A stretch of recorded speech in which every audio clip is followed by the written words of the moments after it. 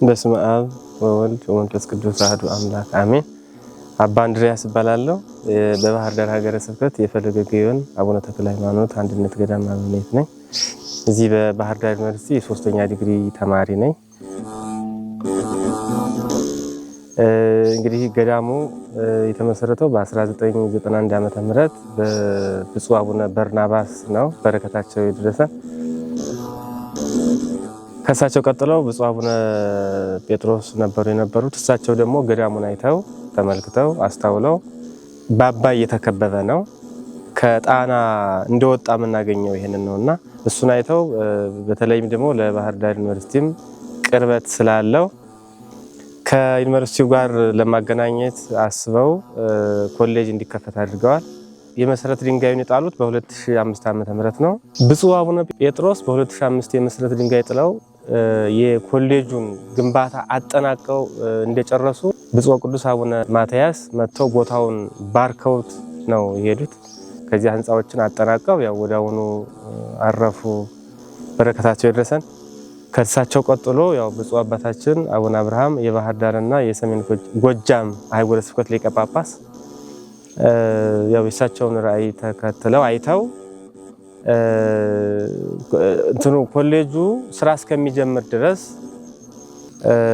ሊቀ ሊቃውንት ስምዐኮነ መላክን ወደዚህ ወደ ገዳሙ እንዲመጡ አድርገው የባህር ዳር ሀገረ ስብከት የአራቱ ጉባኤያተ መጻሕፍት ትምህርት ቤት እንዲጀመርበት ሆነ ማለት ነው።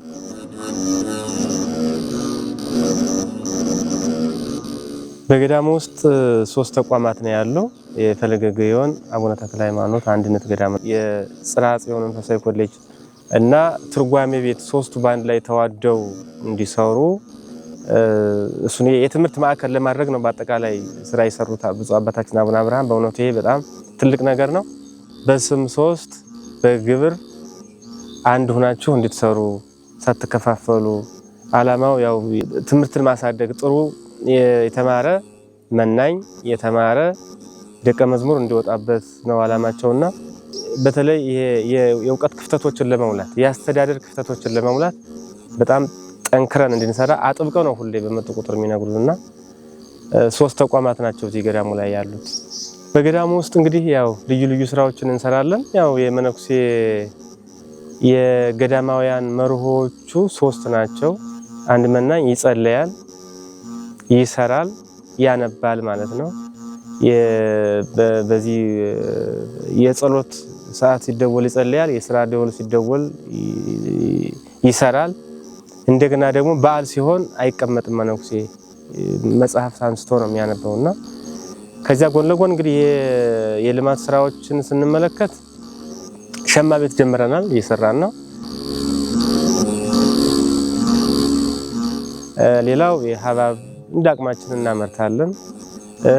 የከብት እርባታ አለን። የሀበሻ ከብቶችን ነው የምናረባው። ብዙ ውጤት ባይኖራቸውም እነሱን ነው የምናረባ። ለጊዜው እንግዲህ አትክልቶች አሉን፣ ወይንም አለ፣ ፓፓያዎች አሉ፣ ሙዝም አለ። የሾዎችንም እንዲያን እንግዲህ አምላከ ተክለ ሃይማኖት ቢያግዘን ወደፊት ገዳሙን በጣም ትልቅ ገዳም ለማድረግ ምናኔ የገባቸው መናንያን የሚፈልቁበት ገዳም ለማድረግ ለሌሎቹ ገዳማት አርአያና ተምሳሌት ሊሆን የሚችል ገዳም ለማድረግ በተለይ ከዚህ ከትምህርት ማዕከሉ ጋር ኮሌጅ አለ፣ ትርጓሜ ቤት አለና የተማረ መነኩሴ እንዲወጣበት በጣም በልዩ ጥረት ነው የምንሰራው። ከአቀባበል አንጻርም ያው ትኩረት እናደርጋለን። እነዚህ በጣም የትምህርት ፍላጎት ያላቸው ዳዊት የማይደግም መናኝ እንዳይኖር፣ ዲግሪ ያላቸው መናንያን እንዲኖሩ እዚሁ ያው ስለሚሰጥ ማለት ነው። አባቶች ደግሞ ትርጓሜ እንዲማሩ በዚህ በኩል በጣም ማንደራደርባቸው ነገሮች ቢኖሩ ትምህርት ነክ ነገሮች ላይ ነውና አባታችንን በጣም አጥብቀው ነው የሚናገሩ። ብፁዕ አባታችን አቡነ አብርሃም እሳቸው የሚያዙንን የሚመሩንን እየተከተልን እንመራለን፣ እንሰራለን። ገዳሙን ትልቅ ገዳም ለማድረግ በጣም እንጥራለን። በገዳሙ ከምንሰራቸው ስራዎች የምእመናን ድጋፍ የሚፈልጉ ስራዎች ተክለ ሃይማኖት ላይ ጥሬ ካቡን አልጨረስነውም። ለምሳሌ የቤተክርስቲያኑን አጥር እያሳጠርን ነው። በጥሬ ካብ ነው የምናሳጥረው። ጥንታዊነትን ለማሳየት ነው።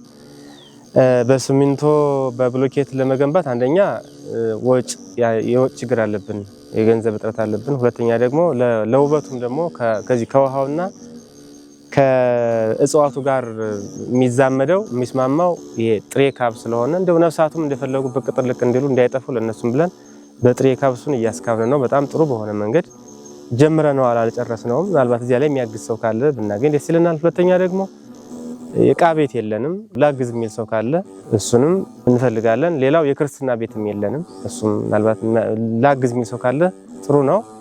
አባ ገብረ ስላሴ እባላለሁ። የዚህ የገዳሙ አገልጋይና መጋቢ ነኝ። የሚረዳ የእግዚአብሔር ሰው ቢገኝ እርዳታ ገዳሙ በጣም ይፈልጋል ማለት ነው። ብዙ የእርሻ ልማት የለንም።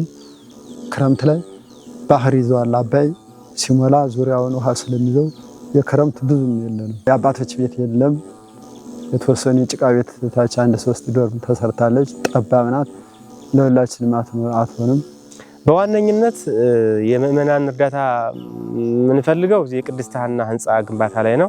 ቅድስት ሐና በፈለገ ግዮን አቡነ ተክለ ሃይማኖት አንድነት ገዳም ውስጥ የምትገኝ የእናቶች የጸሎት ቦታ ናትና በ2013 ዓ.ም ብፁዕ አባታችን አቡነ አብርሃም የቅድስት ሐናን የመሰረት ድንጋይ ጥለዋል።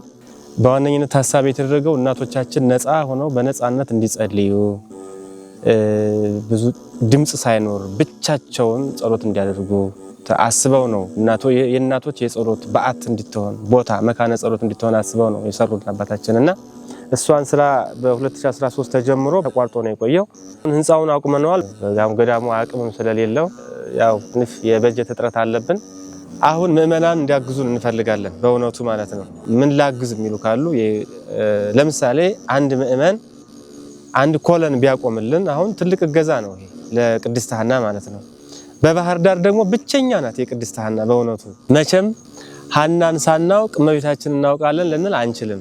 እመቤታችንን ለማወቅ ቅድስት ሐናን ማወቅ የመጀመሪያ ይሆናል ማለት ነውና ምእመናን በዚህ በኩል ማገዝ የትኛውን ገዳም ላግዝ ብሎ የሚያስብ ምእመን ካለ ቅድስት ሐናን እንድታግዙልን የሚል ማሳሰቢያ መስጠት እንፈልጋለን። እንደ ገዳሙ እገዛው ላይ ግን ያው የገዳሙን አካውንት ከስር እናስቀምጣለን። በገዳሙ አካውንት ብቻ ላግዝ የሚል ሰው ገቢ ቢያደርግልን ደስ ይለናል። እግዚአብሔር ይስጥልን።